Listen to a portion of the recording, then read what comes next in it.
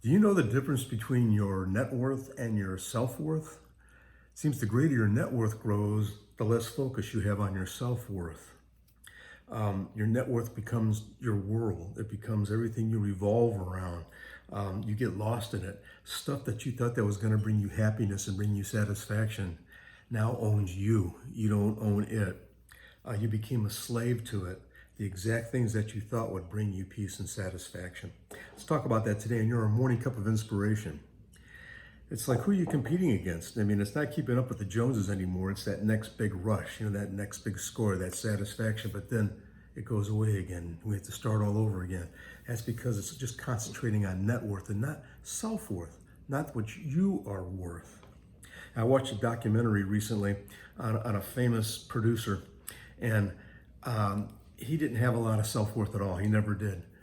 But as he started getting more and more famous and successful, the money started pouring in. So he started buying homes in Hawaii and New York and California, and he started loading Rolls Royces at these places, and he started throwing extravagant A-list parties that would have the A-list actors and theater people, and the top musicians would be there.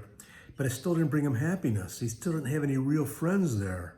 And then his parties was, as they go on the night, would just turn into debauchery. And he thought that would bring him happiness, and it never did. It was either, go big or go home. But he had no self-worth, but his net worth was growing. And I'm reading a book right now by Greg Laurie called Lennon, Dylan, Alice, and Jesus. And in this book, Greg talks about the 27 Forever Club. It's the rockers that never made it to the age of 28. You're looking at Jim Morrison, Jimi Hendrix, Janis Joplin, Amy Winehouse, Kurt Cobain, there's several others. But they never made it to that. They were looking for something and they dove in head first to it. They were successful in their craft, but it took them over. They had people that would do everything for them, so they never had to think for themselves anymore. They had people that would buy their groceries, do their laundries, fix their meals, drive their cars or chauffeur them, private planes, that they get a hotel suite. It wouldn't be a suite, they get the whole floor, so they could just be locked off and alone. They had yes people all around them, and they weren't growing in self-worth at all.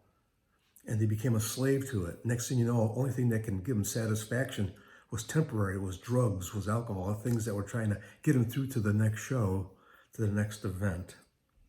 See, in Proverbs 11:4, it says, wealth is worthless in the day of wrath, but righteousness delivers from death.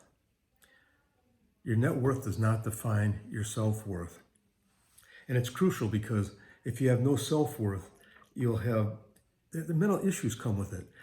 Depression, social anxiety, dieting, or eating disorders. Look what happened. Karen Carpenter, Amy Winehouse too. I mean, the eating disorders that so many actors have too. It's just something that comes with no self-worth. Over in 1 Timothy 6:17-19, it says, command those who are rich in this present world not to be arrogant, not to put their hope in wealth, which is so uncertain, but to put their hope in God, who richly provides us with everything for our enjoyment. Command them to do good, to be rich in good deeds, and to be generous and willing to share. In this way, they will lay up treasures for themselves and a firm foundation for the coming age, that they may take hold of the life that is truly life. And I could say this, follow that right there, and you'll know what your self-worth is. God bless you, everyone. Look forward to seeing you again for another morning cup of inspiration. Have a wonderful day.